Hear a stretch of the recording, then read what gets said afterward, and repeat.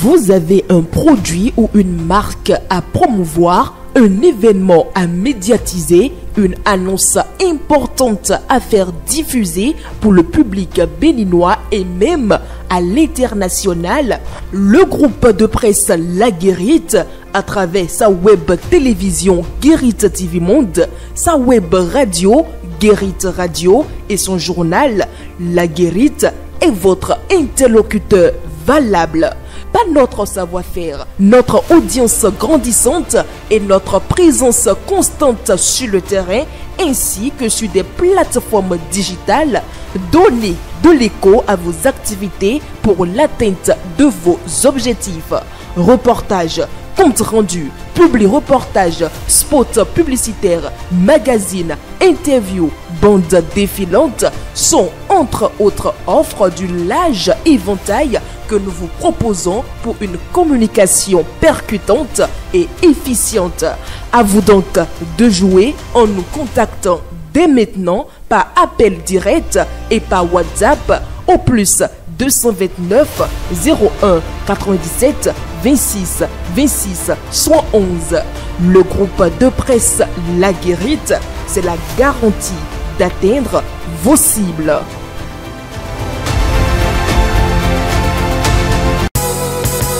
Les grandes contradictions. Les grandes contradictions, une émission de décryptage de l'actualité nationale et internationale avec Shamsdine Badaro, Gaspard Adamossi et Achille Wusso. Les grandes contradictions, c'est tous les vendredis sur Guérite TV Monde. Vendredi 13 juin 2025, amis internautes de Guérite TV Monde, bonjour et bienvenue dans votre émission Les Grandes Contradictions.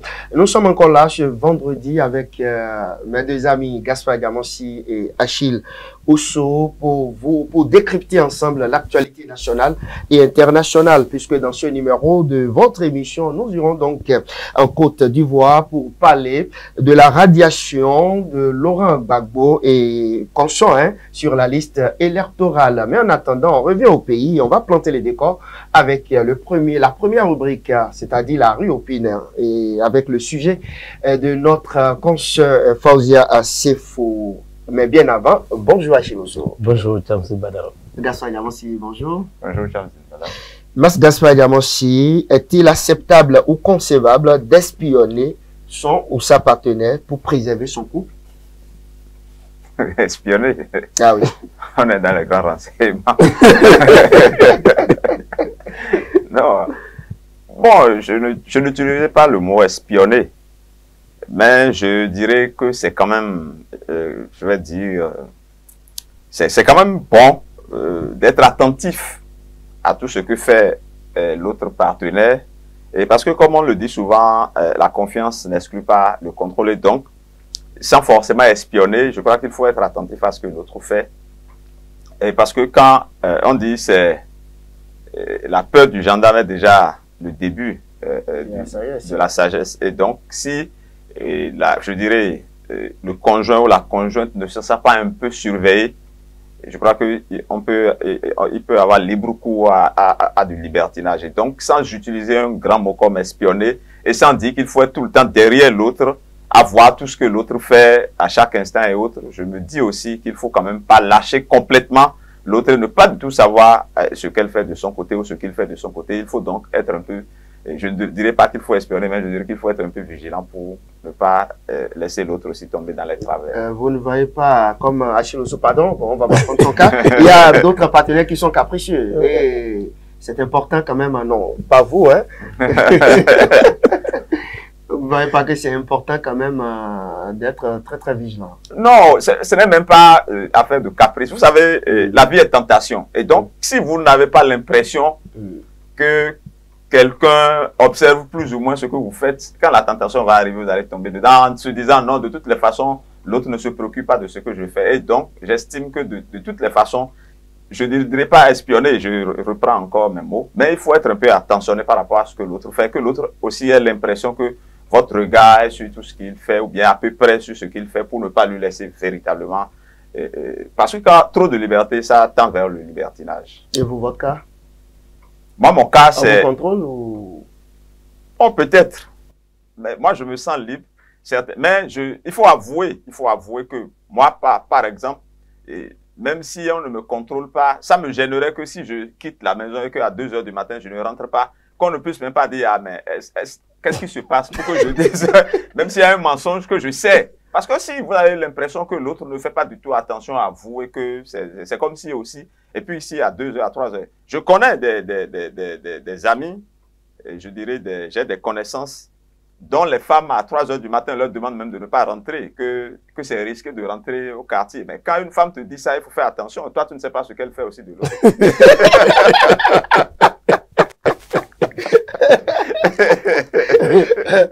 Ça fait de ça.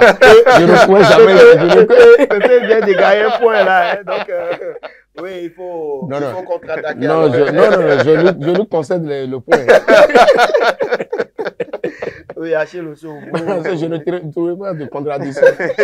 Non, mais en fait, oui, espionnage, je crois que c'est un peu trop dit. Attention, beaucoup plus d'attention ou beaucoup de vigilance. Je crois que c'est mieux que de parler donc d'espionnage ou un peu de contrôle, peut-être. Je crois que l'amour, normalement, est jalousie. Hein, et en tant que tel, cela va de soi même que qu'on ait un œil vigilant sur son ou sa partenaire. Ça va vraiment de soi. Maintenant que cela aille jusqu'à atteindre ce niveau donc d'espionnage, je crois que ça devient aussi une maladie. Et donc, je crois que il ne s'agit pas de commettre un agent pour suivre sa partenaire, son partenaire un peu partout, dans tout ce qu'il fait, dans ses déplacements, dans ses faits et gestes, et jusqu'à peut-être aussi connaître son portable pour être sûr de tout ce qui passe, de tout ce qui sort. On n'a pas besoin d'aller jusque-là, mais on a quand même besoin d'être vigilant. Je sais que ce n'est pas aussi facile à être accepté parce que trop d'attention, par exemple, de la part de la femme, n'est pas aussi accepté de nous. Et je crois que c'est pareil. Mais trop d'attention comment? Quand la femme cherche à savoir quelle est la position, tu fais quoi, tout ça là, à contrôler même les appels qui entrent et les appels qui se jouent. Ça dérange. Le contraire aussi dérange. Bon, le contraire dérange, seulement que je voudrais dire que on nous parlera de parité, on nous parlera d'égalité, mais on ne va pas quand même mettre sous boisseau les réalités socio-culturelles traditionnelles de chez nous, qui voudraient que la femme, même la Bible, je sais pas ce que le Coran dit, même la Bible dit, demande à la femme d'être soumise. Ah oui, même le Coran. Bon, voilà. Donc, je crois que à partir de là, il y a déjà une certaine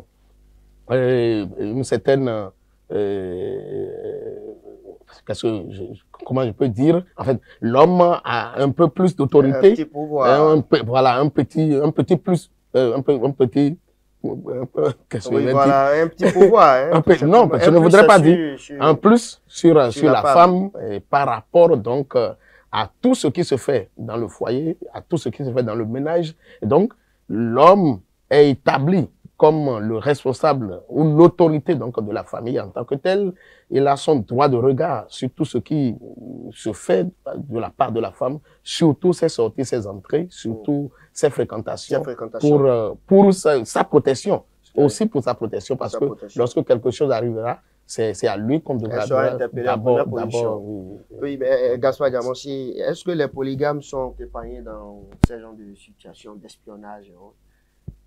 Bon, plus ou moins, plus. Pas expérimenter en polygamie. Non, plus ou moins, parce que, bon, par exemple, un autre exemple d'un ami qui est polygame et qui conseille vivement d'être polygame, c'est qu'il dit toujours, non, que la polygamie a ses avantages et tout ça. Là, il dit, mais que lui, par exemple, qu'il a 3 épouses et que quand il n'est pas chez l'une croit qu'il est chez l'autre, et l'autre croit qu'il est encore chez l'autre, et qu'il peut même ne pas chez les 3. Un deuxième point que je c'est ça, il appelle avantage. De ne pas être contrôlé, donc il peut mentir à l'une et à l'autre et être là. Mais si c'est ça, il faut tout faire pour que les 3 femmes ne s'entendent pas. Ah oui, mais c'est un aîné qui me disait aujourd'hui que, ben bon, il a pris une deuxième femme et il a dit... deuxième femme. Il a pris une deuxième femme, Ouais. j'allais dire une deuxième femme, et il dit qu'il a tout fait pour ne pas les mettre ensemble. Et je dis, mais pourquoi? Et je ne le voyais pas venir. Il dit, mais pour que les deux ne s'entendent pas contre lui. Ah oui. Mais j'ai dit, mais bon, que ça aussi, c'est un problème. Il dit, c'est véritablement un problème. Lorsqu'elles s'entendent contre vous, c'est oui, alors, vous devenez, il est là, vous n'appartenez plus. Il n'est pas ici. Hein. Ah d'accord, merci beaucoup les gars. Nous allons donc remercier une fois encore Faouzia Siefou par rapport à ce sujet, même si l'ensemble des débatteurs ont rejeté l'espionnage, voilà. Mais en tout cas, ils ont pu se prononcer quand même par rapport au sujet. Nous allons parler politique à présent. Mas Gaspard Diamansi, le PRD, l'UP Le Renouveau, toujours en difficulté. Ah oui, c'est l'imbroglio, disons, dans ce dossier-là.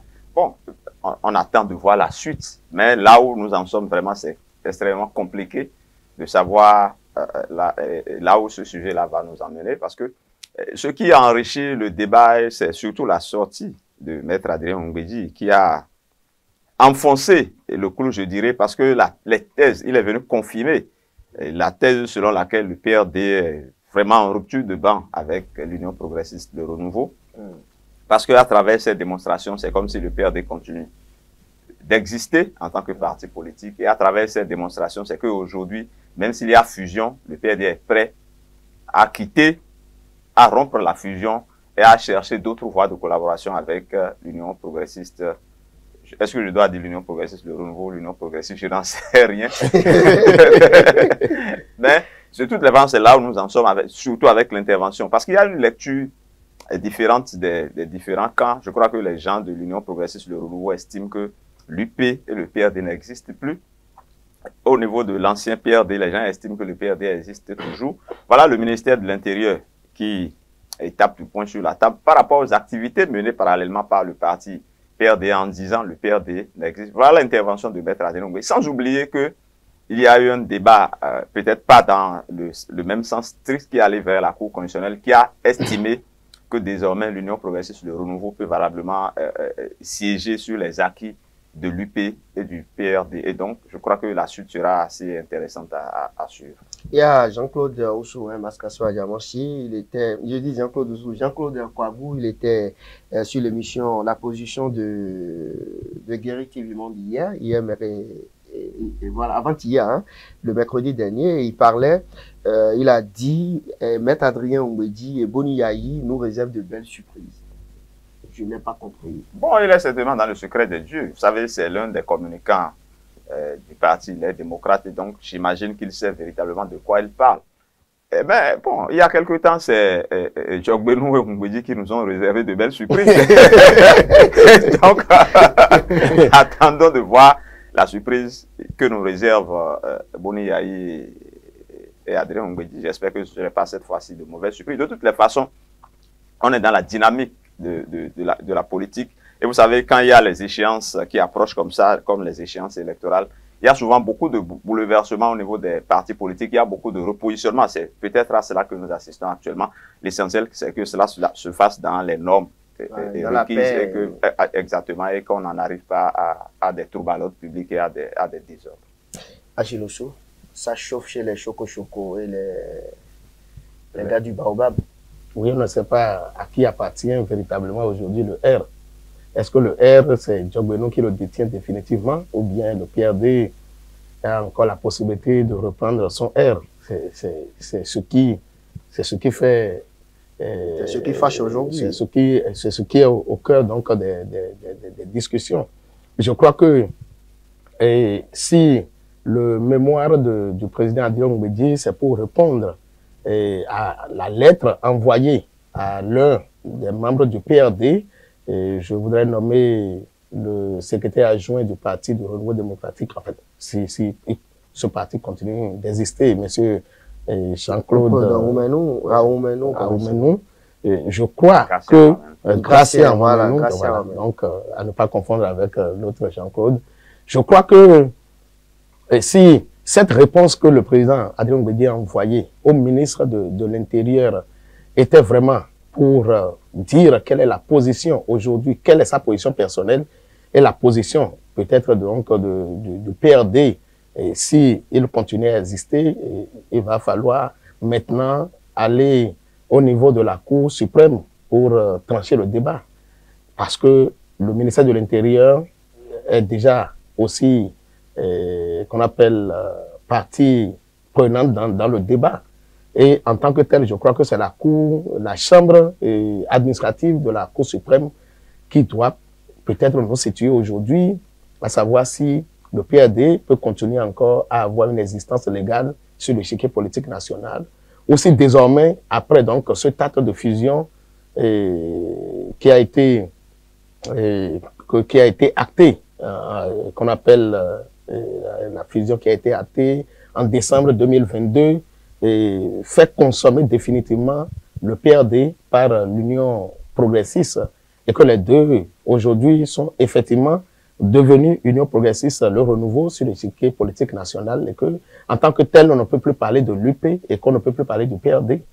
Je crois que c'est un débat qui nous réserve assez de surprises. Mais malheureusement, je disais ici que, et vous êtes moqué de moi, hein, n'oubliez pas que c'était un mariage incestueux et que ça allait faire le temps d'un feu de paille. Malheureusement, j'ai raison contre vous. Et ce que je déplore, c'est que le PRD, c'est peut-être le PRD qui ne prend pas toutes les garanties, toutes les dispositions avant d'aller dans les fusions. Il a fait la première expérience avec le BR et cela devrait l'amener à donc se pencher véritablement sur la question pour savoir quelles sont les dispositions, les garanties nécessaires qui lui permettraient donc d'avoir une collaboration avec un autre parti et sans en souffrir. Aujourd'hui, c'est déjà avec l'UP Le Renouveau, et ça fait 2 ou 3 ans, moins de 3 ans, et que ça, on est presque à la cassure. Bon, je ne sais pas si les amis, les démocrates, auront vraiment quelque chose de bon et de beau avec le PRD. Les surprises dont on parle, bon, Gaspard l'a dit tout à l'heure, que cela ne soit pas encore des surprises désagréables. Et si je dois rester donc dans cette logique-là, je me demande si le PRD peut encore donner quelque chose à quelqu'un qui pourrait le rassurer.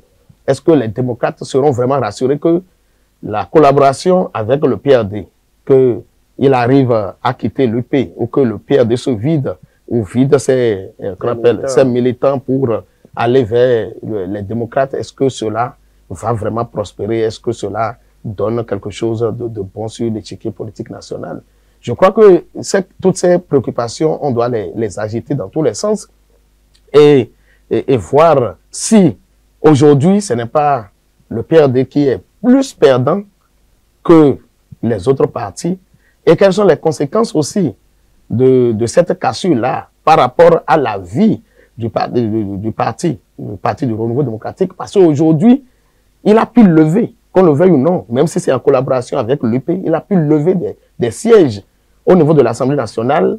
Et alors, si on arrive à la cassure et à cette cessation de collaboration, est-ce que les députés du PRD vont accepter de le suivre, la nouvelle ligne tracée par le président Adrien Mbedi, ou bien, même si le mandat est fini, est-ce que qui a bu ne cherchera pas toujours à boire? Je ne sais pas s'il y a un nouvel avenir rassurant avec le PRD peut-être avec les démocrates, que donc de rester là où on est déjà, où on a réussi peut-être à se faire désormais un nom sur le Voilà, merci beaucoup. Nous allons poursuivre l'émission Documents stratégiques de développement à long terme, Mas Gaspard Diamansi, Vision Bénin 2060, le projet de loi sur la table des députés.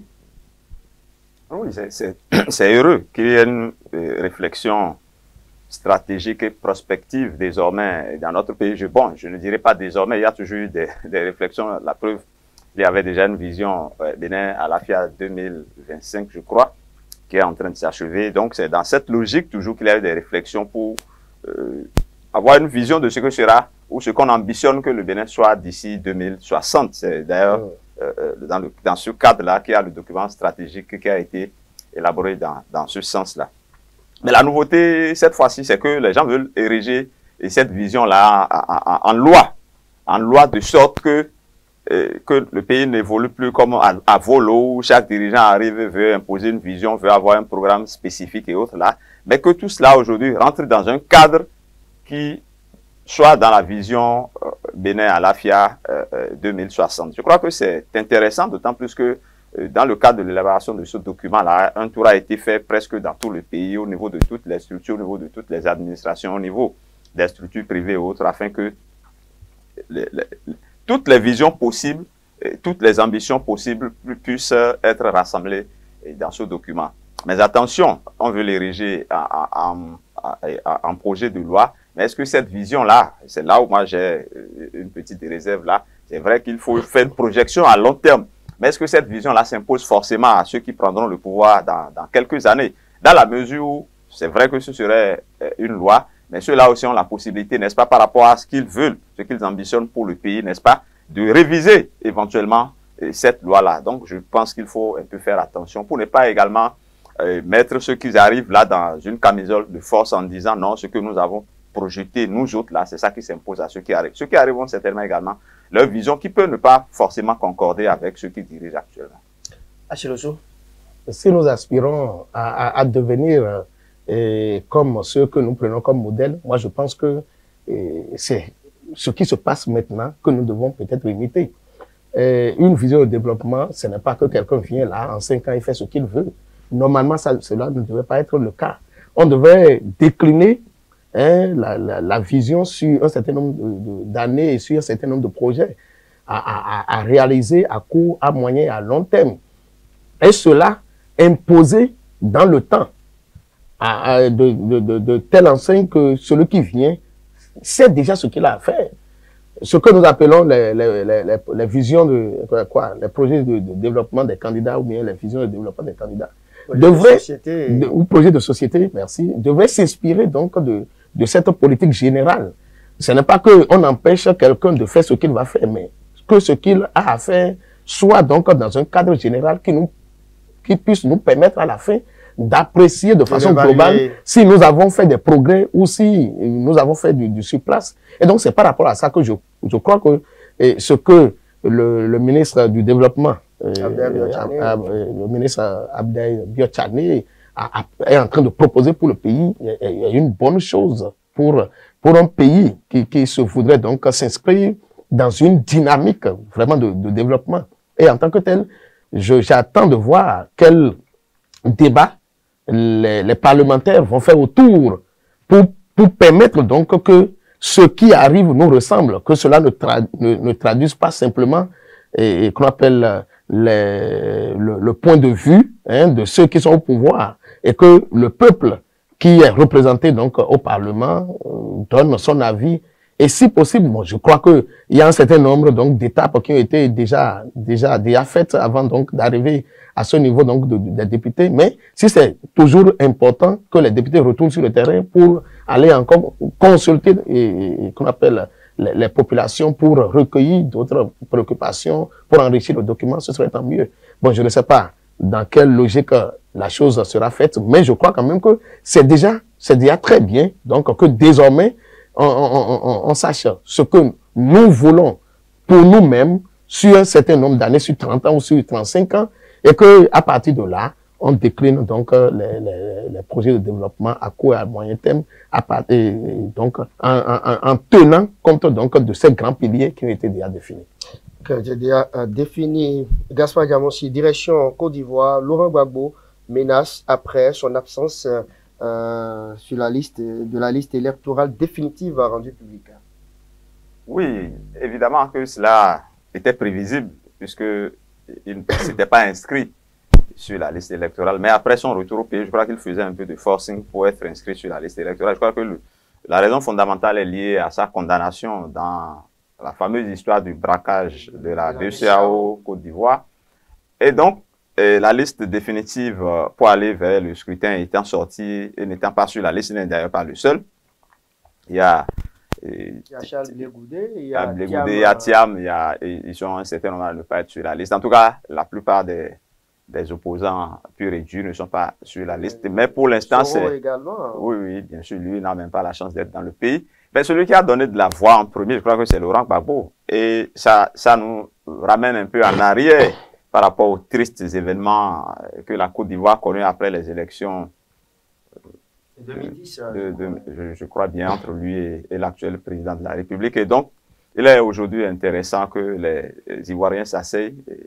Je ne sais pas s'ils réclament un dialogue national là-bas comme ici, mais il est essentiel, n'est-ce pas, que tous les acteurs puissent s'asseoir, échanger, discuter, trouver les voies et moyens pour aller vers ces prochaines élections. D'autant plus que le président actuel, Alassane Ouattara aussi, et même s'il n'est pas fort clos, a déjà fait 3 mandats.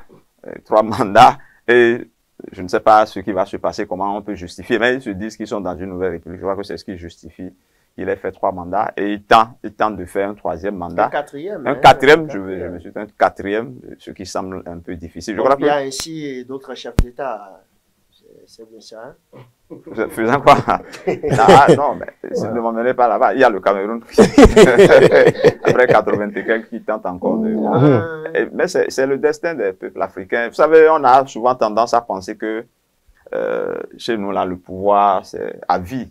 Je ne sais pas si c'est dans nos gènes.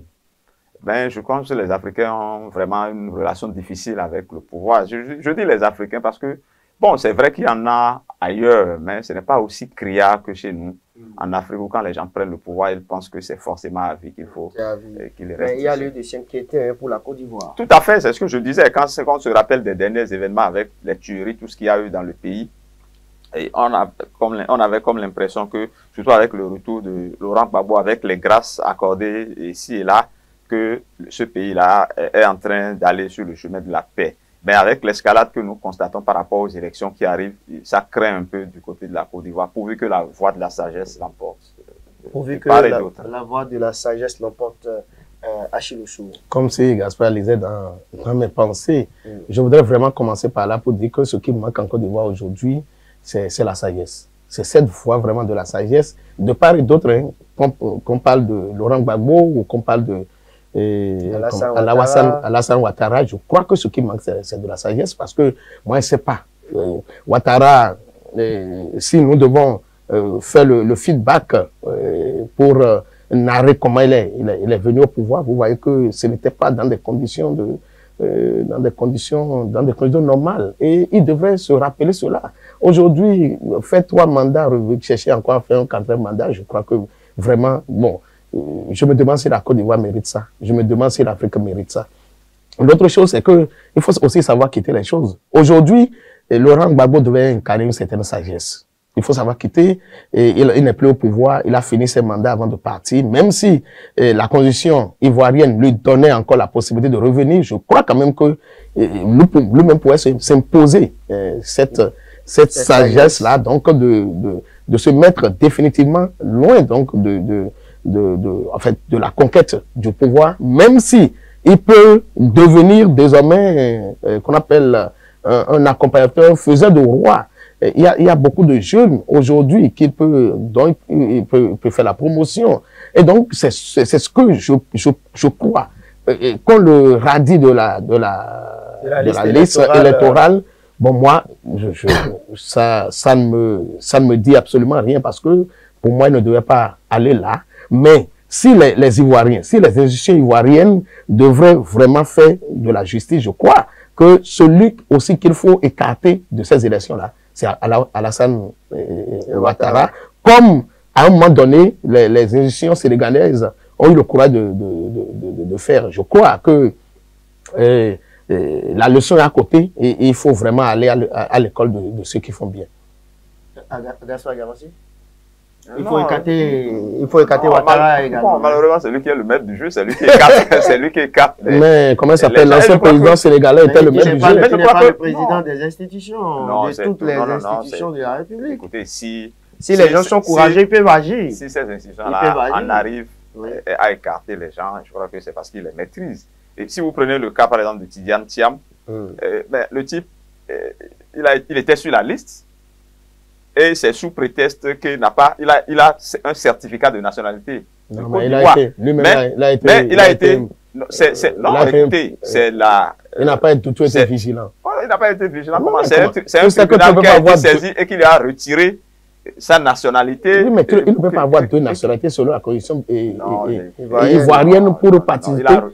Il le sait. Il a renoncé déjà il a renoncé quand les gens ont commencé par... Ne rentrez pas dans le jeu des acteurs politiques. Non, pas du tout. Et si... Mais je crois qu'il a renoncé.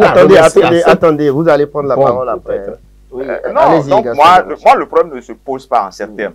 C'est pas affaire de... Je peux renoncer demain. Ce qui est sûr, l'élection n'a pas eu lieu. Ce qui est sûr, la campagne n'a pas commencé. Vous avez une seule nationalité pour le moment. Je ne suis pas sûr d'en avoir d'autres. Je ne suis pas sûr d'en avoir d'autres.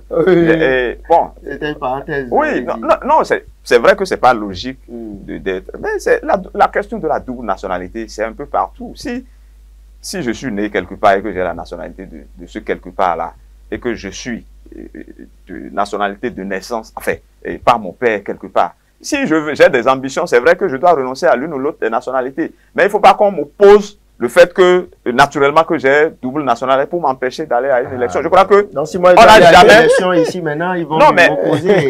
Ils peuvent t'opposer l'autre nationalité. Non, mais... Parce que vous savez... Est-ce que la Constitution a dit ça? Écoutez, quand vous prenez les gens, vous prenez Tidiane Thiam, là, est-ce qu'il s'est réclamé déjà d'une autre nationalité? Est-ce qu'il a agi en tant qu'une autre nationalité depuis là? Il a représenté la Côte d'Ivoire un peu partout. Il a occupé de hautes fonctions en Côte d'Ivoire, en tant qu'Ivoirien. Et pourquoi vous voulez maintenant que parce qu'il aspire à une fonction de cette nature-là, que vous commencez par lui opposer? L'essentiel, c'est de lui demander de renoncer à l'autre nationalité. Je crois qu'il l'a fait. Il fallait le laisser aller dans la course. S'il vous plaît, nous sommes sur le terrain politique. Et le terrain politique, ce n'est pas la cour, ce n'est pas la cour des anges ou des enfants de cœur. Les gens vous disent, Babo l'a dit, il a dit que les gens ne sont pas plus ivoiriens que lui. Celui qui est non, mais n'oubliez pas que la question de l'ivoirité a commencé sous Laurent Gbagbo. La question de l'ivoirité. Et ça visait qui? Et ça visait Alassane. Et lui, qu'est-ce que lui fait? D'accord. Donc aujourd'hui, que la loi, non, la Constitution a mentionné, noir sur blanc, que avant donc de prendre part aux élections présidentielles, et qu'on appelle en Côte d'Ivoire, qu'il faut renoncer à sa nationalité. Vous savez que nous sommes en politique. Et si vous êtes dérangeant, ceux qui sont au pouvoir, ce sont ceux qui gèrent les institutions. C'est à vous d'être vigilant en tant qu'opposant.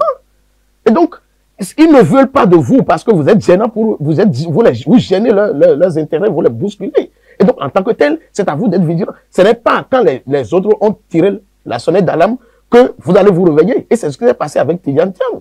C'est quand les institutions ont commencé par étudier les dossiers ou par annoncer un certain nombre de choses qu'il s'est réveillé et il a trouvé maintenant qu'il faut renoncer à sa nationalité française, que ce qui malheureusement, encore que lui, la nationalité, il en a tellement. Parce que bon, Tidiane Thiam, on le prend pour Sénégalais, on le prend pour Ivoirien, on le prend pour Français. Mais je crois que bon, est-ce qu'on a besoin même de tout ça là? Nous n'en sommes pas encore au dépôt des dossiers, parce que c'est à ce niveau qu'on va voir les critères, si vous êtes de la nationalité, si vous respectez les critères ou pas. Nous n'en sommes pas encore là. Là où nous en sommes, c'est l'inscription sur la liste électorale. Et je crois que tout Béninois, même qui a double, triple nationalité, doit pouvoir s'inscrire sur la liste. C'est après que l'autre débat se fera. Mais c'est malin de l'avoir exclu de la liste en disant qu'il n'a pas, qu'on ne doit pas, on lui a même retiré le certificat de nationalité. C'est politique. Il y a un double langage qui tente de dire non, il est toujours ivoirien, mais qu'il ne peut pas être inscrit sur la liste électorale. Et au pays, donc on n'a pas ce problème ici. Non, mais au pays, je ne crois pas que nous ayons une pareille disposition dans notre constitution, à moins que, bon, à cause de vous, on va prendre désormais le temps de relire toutes les dispositions de la Constitution. Mais c'est toujours bien quand vous aspirez à diriger un pays de ne pas vous réclamer d'une autre nationalité. Maintenant, le débat c'est même éthique de ne pas se réclamer d'une autre nationalité. Mais si entre-temps vous l'avez, vous pouvez renoncer à ça et puis c'est tranquille. Parce que vous ne pouvez pas être président du Bénin et commettre des forfaits qu'on veuille vouloir vous poursuivre et qu'on nous dise après non, que vous avez la nationalité française, que vous êtes un citoyen français. À cette allure, les gens renonceront à leur double ou triple nationalité après leur élection. Non, pas So, après. si pas on après. pense que ben, on n'a vraiment pas de temps pour le faire. Non, il n'est pas encore élu, non. Ah il n'est bon? il n'est même pas encore candidat. Il n'est même pas encore candidat. Merci beaucoup. C'est D'accord. terminé pour aujourd'hui. Mas Gaspard Adjamossi, le baromètre de la semaine qui monte. Non, je vais faire monter. Est-ce que je vais dire le gouvernement? Bon, de toute façon, tous ceux qui Je vais parler de dirigent Bénin. ce pays. Oui, Vision parce que Bénin c'est toujours important parce que c'est le président Sogolo qui martelait tout le temps quand il était au pouvoir. Gouverner, c'est prévoir. Ouais. Je crois que c'est important aujourd'hui qu'on ait une vision prospective, qu'on ne puisse pas faire les choses à la tête du client, qu'on ne saute pas du coq à l'âne, qu'on ait une vision et que tous ceux qui aspirent à diriger le pays s'inscrivent dans cette vision. Je crois même qu'il y a une expression globale qui dit ce qu'on veut bâtir d'ici 2060, un Bénin de paix, un Bénin prospère, économiquement viable et autres. Je crois que c'est tout un ensemble. Je crois que c'est important qu'il y ait cette vision-là, qu'il y ait cette vision prospective de ce que sera le pays d'ici 2060. Et qui descend? Bon, celui qui descend, c'est vrai qu'on n'a pas abordé le sujet, mais mon ami du Niger, Tiani, vraiment, il est dans une certaine obsession du mal partout. Et son mal, c'est le Bénin. Et je ne sais pas, apparemment, s'il dort, c'est du Bénin qu'il rêve tout le temps. Mais si le Bénin avait quelque chose contre lui, je ne pense pas véritablement, par rapport à ce qu'il dit, les Américains, les Français, tout ça, là, si réellement c'était ça, je ne suis pas sûr qu'il soit encore possible qu'il dirige le Niger. Et donc, moi, j'estime qu'il doit un peu mettre la main à la tête, qu'il pense aux pauvres populations qui souffrent de part et d'autre des frontières et qu'il mette un peu de l'eau dans son vin. C'est vrai que c'est normal qu'il cherche à conserver son pouvoir, mais pas au prix de la souffrance des peuples. D'accord. Gaspard Achiloso qui descend? Qui descend, je voudrais aller en Côte d'Ivoire. Pour ne pas trop parler du PRD, hein. Je voudrais aller en Côte d'Ivoire pour dire que aussi bien Alassane Ouattara que Laurent Gbagbo ne sont pas en train d'aider la Côte d'Ivoire à s'inscrire désormais dans une dynamique de paix. Et qui monte? Je voudrais m'aligner sur Gaspard pour dire que c'est à saluer cette politique de développement, cette vision de développement du Bénin, qui s'inscrit à long terme, qui s'inscrit désormais dans une loi. Dans une loi, je crois que les députés feront tout le nécessaire à l'Assemblée nationale pour que le Bénin ait cet instrument de gouvernance et de développement. Merci à vous, Achiloso. Merci à vous, Mas Gaspard Adjamossi. C'est définitivement terminé pour ce vendredi. À vendredi prochain, si Dieu veut. Au revoir. Avec Shamsdine Badaro, Gaspard Adjamossi et Achille Wosso. Les grandes contradictions. Les grandes contradictions, une émission de décryptage de l'actualité nationale et internationale avec Shamsdine Badaro, Gaspard Adjamossi et Achille Wosso. Les grandes contradictions, c'est tous les vendredis sur Guérite TV Monde.